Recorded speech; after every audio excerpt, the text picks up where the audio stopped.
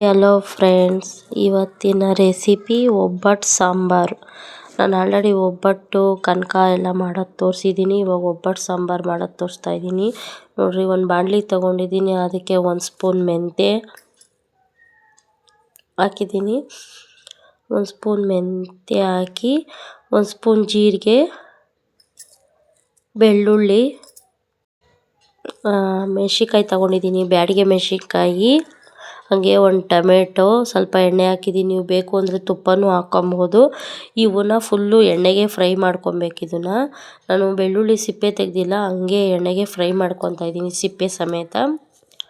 ಸ್ವಲ್ಪ ಕೊತ್ತಂಬರಿ ಸೊಪ್ಪು, ನೀವು ಬೇಕು ಅಂದರೆ ಒಣಮೆಣ್ಸಿನ್ಕಾಯಿ ಹಾಕ್ಕೊಳ್ರಿ, ಇಲ್ಲ ನೀವು ಬೇಡ ಅಂದರೆ ಖಾರದ ಪುಡಿ ಇಕ್ಕೊಬೋದು, ಇಲ್ಲ ಸಾಂಬಾರು ಪುಡಿ ಬೇಕಾದ್ರೆ ಇಕ್ಕೊಬೋದು.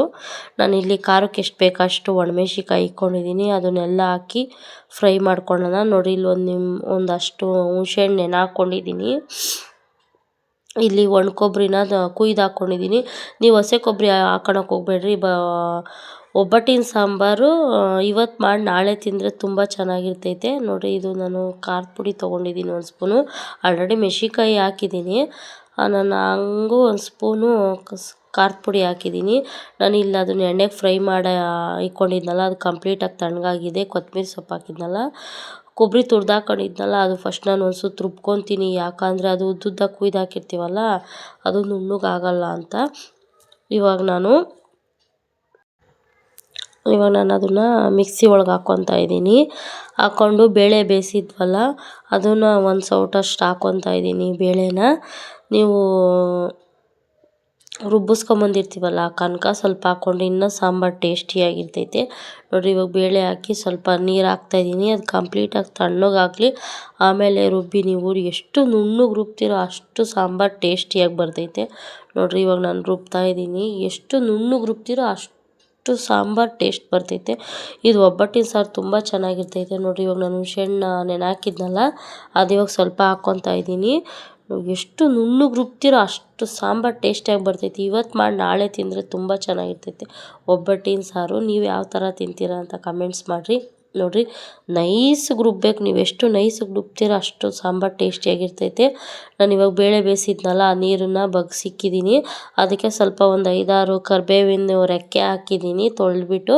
ನೀವು ಕರಿಬೇವಿನ ರೆಕ್ಕೆ ಯಾಕೆ ಹಾಕಿರೋದು ಅಂದರೆ ಸಾಂಬಾರು ತುಂಬ ಚೆನ್ನಾಗಿರ್ತೈತೆ. ಆ ರೆಕ್ಕೆ ಹಾಕಿದ್ರೆ ಆ ಫ್ಲೇವರ್ ಎಲ್ಲ ಅದು ಇಳ್ಕೊತೈತೆ. ನೋಡಿರಿ, ನಾನು ಇವಾಗ ರುಚಿಗೆ ತಕ್ಕಷ್ಟು ಉಪ್ಪು ಹಾಕ್ತಾಯಿದ್ದೀನಿ. ಸಾಂಬಾರು ಚೆನ್ನಾಗಿ ಮಾಡಬೇಕು, ಆವಾಗ ಸೂಪರಾಗಿರ್ತೈತೆ ಸಾಂಬಾರು ಟೇಸ್ಟು. ನೋಡಿರಿ, ಇವಾಗ ಅವಾಗೆ ಕರಿಬೇವಿನ ರೆಕ್ಕೆ ಹಾಕಿದ್ನಲ್ಲ, ಇವಾಗ ಅವನ್ನ ತೆಗೆದಾಕ್ಬಿಡ್ತೀನಿ. ತೆಗೆದಾಕಿ ಸಾಂಬಾರು ಕಾಯಕ್ಕೆ ಇಕ್ಕಿದ್ದೀನಿ ನಾನು. ನೋಡಿರಿ, ಇಲ್ಲಿ ನಾನು ಕೊತ್ತಂಬರಿ ಸೊಪ್ಪನ್ನ ಚಿಕ್ಕ ಚಿಕ್ಕದಾಗಿ ಕಟ್ ಮಾಡಿ ಹಾಕ್ಕೊಂಡಿದ್ದೀನಿ. ಇಲ್ಲಿ ಒಗ್ಗರಣೆ ಮಿಸ್ ಆಗಿ ಹೋಗ್ಬಿಟ್ಟೈತೆ, ಅದನ್ನು ಶೂಟೇ ಮಾಡಿಲ್ಲ. ಒಗ್ಗರಣೆಗೆ ಬೆಳ್ಳುಳ್ಳಿ ಜಜ್ಜಿಕ್ಕೊಂಡು ನಾವು ಒಂದು 5-6 ಬ್ಯಾಡಗೆ ಮೆಣಸಿನ್ಕಾಯಿ, ಕರಿಬೇವಿನ ಸೊಪ್ಪು ಹಾಕಿ ಸ್ವಲ್ಪ ಸಾಸಿವೆ ಬಿಟ್ಟು ಎಣ್ಣೆ ಹಾಕಿ ಒಗ್ಗರಣೆ ಹಾಕಿದ್ದೀನಿ. ಅದು ಮಿಸ್ ಆಗಿದೆ, ತೋರ್ಸೋಕ್ಕಾಗಲಿಲ್ಲ. ಹಂಗಾಗಿ ಅದೊಂದು ಮಾಡ್ಕೊಳ್ರಿ. ನೋಡಿರಿ, ಸಾಂಬಾರಂತೂ ಘಮ ಘಮ ಅಂತ ಇತ್ತು, ಸೂಪರಾಗಿತ್ತು. ಒಂದು ಸಲ ಈ ರೆಸಿಪಿನ ಟ್ರೈ ಮಾಡಿರಿ. ಯಾವ ಥರ ಇತ್ತು ಅಂತ ಕಮೆಂಟ್ಸ್ ಮಾಡಿರಿ. ನಮ್ಮ channel Asha Gowda YouTube Kannada vlogger ಅಂತ ಸಪೋರ್ಟ್ ಮಾಡಿರಿ. Thank you.